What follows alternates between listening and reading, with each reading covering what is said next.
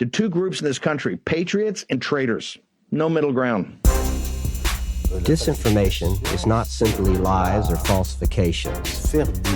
It is the art of having your enemies say what you want them to say. Who would engage in espionage on Twitter? Who would be that stupid? Not me. It's very important to educate people about these techniques. They have the Great Reset, we have the Great Awakening. Another type of active measure is the agent of influence. And why shouldn't I root for Russia, which I am? You know, it's very hard for journalists to accept that this has been going on. What do you get your opinions from? TV?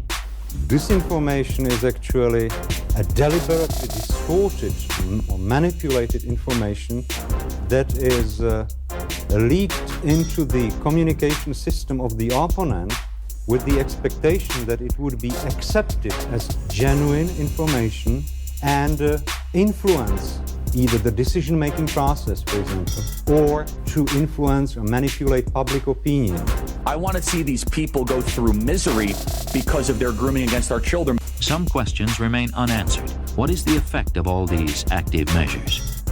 I did nothing wrong. Welcome to a premium episode of the Did Nothing Wrong podcast, where we cut through the noise and help you make sense of the chaotic information space around us. I'm Griff Somke. And I'm Jay McKenzie. I feel like we're going to instantly regret this. I already do. But since we recently had her spending the day with Trump at Bedminster at his golf course, and he even put out a video where he praised her and said she was super great, I guess she's still not going away, and we're going to have to talk about the Muslim-hating bigot, Laura Loomer. We know. Do we really? But we probably should, since she's not really going away, and if Trump is approving of whatever it is she's doing, she's going to start some more right-wing fuckery that we're going to have to address down the line. Well then, slap on your clown shoes and let's dive into it. Hey everybody, we're here at Bedminster. I'm with the greatest president ever, President Donald Trump, who is killing it right now. There's a new poll out, right? You're crushing it. You're up over 50 points. And it's a beautiful day here. Beautiful club. It's my first time here at Bedminster. Well, it's great to have you, and you've been really very special. You work hard, and you are a very opinionated lady. I have to tell you that. And in my opinion, I like that. Well, I appreciate that. all of your support, and you've been terrific. And everybody appreciates you. So yes. Thank you. Thank you. Thank you so much for inviting me to sit with you today. It's a pleasure. You're the best. I love you. Oh boy. So, who is Laura Loomer, and why has she reappeared on this cursed timeline? Prepare to be loomered. That's her catchphrase anyway. Loomered. And I'm pretty sure Laura came up with it herself, because even the people she works with don't really seem to like her. They tolerate her. Yeah, I think that's fair. They're all bigots, far-right freaks, but my God, Loomer is so incredibly annoying about it, isn't she? Yes. That is just dictionary definition of the word annoying. You've got her. She is, wow. Yeah, which person would you want to have a beer with? You see that? Which historical figure would you want to have a beer with? Which far-right neo-Nazi QAnon follower, crazy conspiracy person would you want to have a beer with? Well, none, but last place on that list it's got to be Loomer. Right there after chew off your own leg to escape. Is that on the list somewhere? Right above Laura Loomer? I think that'll do it. That really captures the feeling. Okay, so let's get the obvious and terrible part out of the way. Let's not get accused of apologizing for her or not stating explicitly the kind of person we're dealing with. Let's not water it down. Let's just dive right into it. So I'm going to go ahead and read from our friend Jared Holt's 2017 reporting at Right Wing Watch. The article he wrote is titled, Laura Loomer Goes Ballistic in Anti-Muslim Twitter Meltdown. And honestly, usually Loomer doesn't delete tweets, but she did actually delete these, so I think that does say something. So let's dive into it. Jared Holt wrote, Laura Loomer, a right-wing activist known for her journalism, in quotes, practice of harassing politicians and actual journalists took to Twitter after news broke of a terror attack in New York City to unveil her deep disdain for the Muslim people. And at the time, there was a terror attack in Manhattan. 8 people were killed. Of course, horrific, but Loomer took to Twitter and Periscope, which was the video platform that used to be on Twitter and no longer exists. But as Holt wrote, she did her shtick of harassing actual news reporters and espousing conspiracy theories about breaking news events. Her typical routine took a dark twist, however, when investigators revealed the suspected attacker was a domestically radicalized Muslim associated with ISIS. And here is Loomer launching into her... Well, she's a self-styled proud Islamophobe, and here's where we see it. Mm-hmm. She wrote, this was October 31st and November 1st of 2017. I'm just going to read a few tweets here. She said, "Then let me be the first to say I never want another Muslim entering this country ever again. Hashtag proud Islamophobe." The next one, "Leave it to Muslims to ruin everything. People can't even enjoy Halloween without those savages fucking everything up for everyone." Okay, here's another. "How many more people need to die before everyone agrees that Islam is cancer and we should never let another Muslim into the civilized world?" Here's some more. She was really on a fucking awful roll here. There's...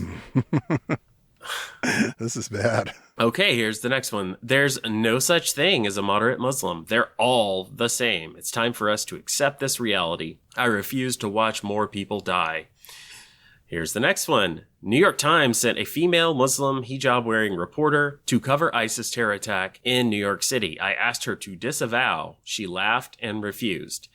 Yes, that is the appropriate response to anything Laura Loomer does, is to laugh and walk away.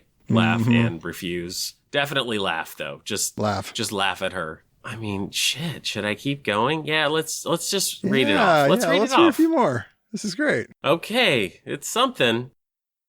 Laura Loomer, "They deserve it. Maybe when they all decide to condemn Islamic terror, I might feel bad for them. But for now, bring it on. Hashtag ban Islam." Here's the next one. "Someone needs to create a non-Islamic form of Uber or Lyft because I never want to support another Islamic immigrant driver." That one didn't turn out too well for her. No. What happened after she tweeted that one? Well, let's just say she has a really hard time getting an Uber or a Lyft these days. I can't imagine why, a lot of the drivers might not feel safe with this person in their car, but Laura got herself banned from both of the major, ride-sharing services as a result because, well, who wants to deal with her after that? Yeah, who wants to deal with her at all? And here's the last one from Loomer, November 1st, 2017. "I generally try to not support Muslim-owned businesses, companies here in New York. That shouldn't be hard to do in the U.S., but with immigration, it is." Yes, everywhere Laura Loomer turns, there is a Muslim she doesn't like, and she definitely didn't Google where there are Muslims that... Well, she doesn't like any of them. No. She definitely doesn't Google where Muslims are so she can go there and pretend to be outraged. Never. She would not do such a thing. How dare you? Yeah, no. It's all very genuine, very real, very not at all manufactured. The poor thing has the worst luck, I guess. She certainly does. Basically, at this point, she's an outrage factory. At this point in her career, she's showing up anytime there is something to get outraged about, and she's doing the absolute most performative outrage that she possibly can, throwing just the biggest tantrum in public, and we'll get into some more of that later on. But this is her gimmick. She shows up, she gets mad, she has a bullhorn, she films everything that's going on, and claims that she's somehow being oppressed in all of this. This is what she does. This is what's known as getting Loomered when she shows up and does it. Yeah. The images of her essentially chaining herself to the doors at Twitter HQ because she wanted her Twitter account back are just, oh man, it's so tough to look at. Mm-hmm. And then the part where she starts talking about how she has to pee, like midway through that protest, it's like, well, what did you think was going to happen? Even the crazy NASA lady wore a diaper when she was driving, straight from Texas to Florida. How did Loomer not prepare for this? And don't tell me that Laura Loomer is above wearing a diaper. That woman will do anything for attention. including chaining herself to Twitter HQ. Although they could still open the doors. She didn't manage to prevent people from coming and going. As I said, it's completely performative in her case. She is not actually trying to stop these people. She's trying to do things that look good on a viral video. Her thing is like virality and being so ridiculous that the news media, including sadly us, can't help but, jump on the coverage of this. And she's been very successful at getting herself in the public eye that way over the years. Yeah. Yeah, it's just funny to see her, and you just see the employees at Twitter just coming in and coming out, and Loomer's there with her bullhorn, just making some kind of difference. Silicon Valley is essentially upholding Sharia when they decide to ban me for posting facts about Islam, when they decide to ban me for posting facts about Sharia law or criticizing an anti-Jewish Muslim congresswoman. This is America. We have a United States Constitution, and Sharia law is completely incompatible with our United States Constitution. And here I am, physically handcuffed. If Jack Dorsey wants to come outside, I would love to know, Jack, why it's okay for people to say things like they want to assassinate President Trump. I want to shoot Trump in the head. Fuck white people. All white people are racist. God, can someone just shoot Trump already? I mean, why is this allowed on Twitter, Jack Dorsey? I want to know how that's not hate speech, but my tweet up there, isn't it ironic how the Twitter moments used to celebrate women, LGBTQ, and minorities is a picture of Ilhan Omar. And I had a sign here that I wanted to show you guys, but Twitter confiscated it. So already, here in America, I have a right to protest. I have a right to peacefully protest here. And I can't even protest because even on the outside, Jack Dorsey is sending his goons to confiscate my sign. It's really nice to think back on the times when Twitter had employees and they were allowed to leave the building and they didn't have to live there and sleep there and be hardcore.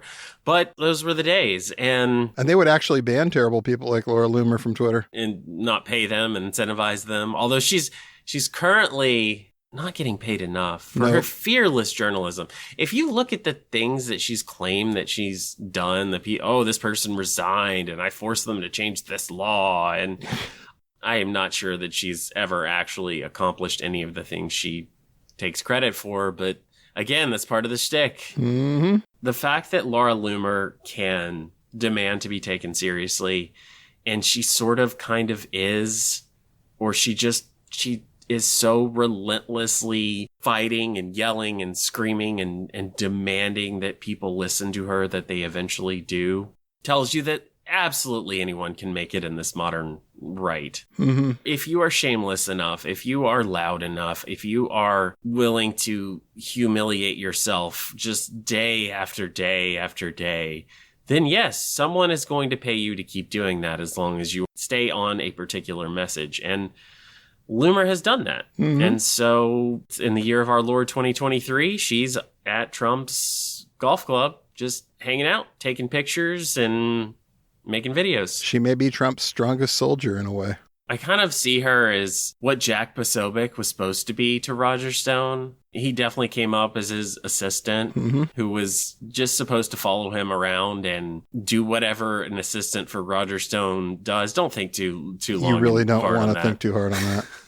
You just don't. But Jack just kept posting, and he's created his own little post Pizzagate career. But Loomer, I think Loomer is the real protege because Roger Stone, there is no bottom. There never has been. And Loomer is the new generation of that. So let's talk a little bit about how one goes into that role. Where do you start in life? What does your background look like to slot yourself in as sort of the new Roger Stone protege, the new rat fucking expert? What about a person's life leads them to the point where they start to think, this is the kind of career I want to have? This is who grows up and wants to be a rat fucker? I mean, really? Yeah, the rat fucker that is so obviously rat fucking, but they're so relentless and determined that it still kind of sort of works. Yeah. She ain't never been subtle.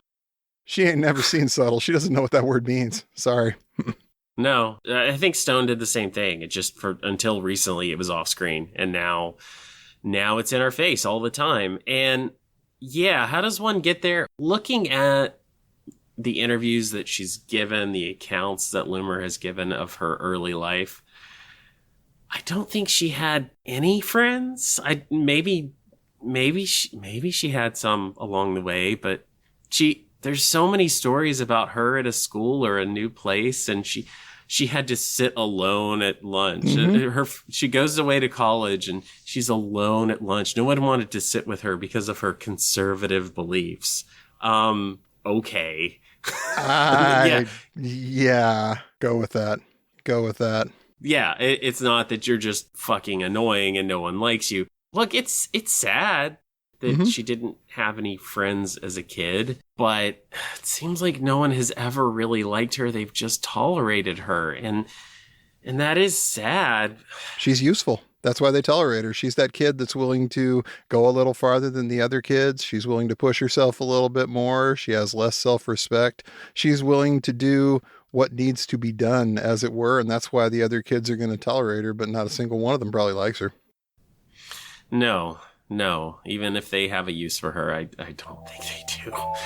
So, by Loomer's own admission, she has dealt with depression in a Spectator interview. You have been listening to a sample of a premium episode of the Did Nothing Wrong podcast. For just $5 a month, you'll get access to this episode, as well as a new one every week, and our entire library of premium episodes. Head on over to didnothingwrongpod.com/subscribe to sign up today. Thanks again for your support. We couldn't do it without you.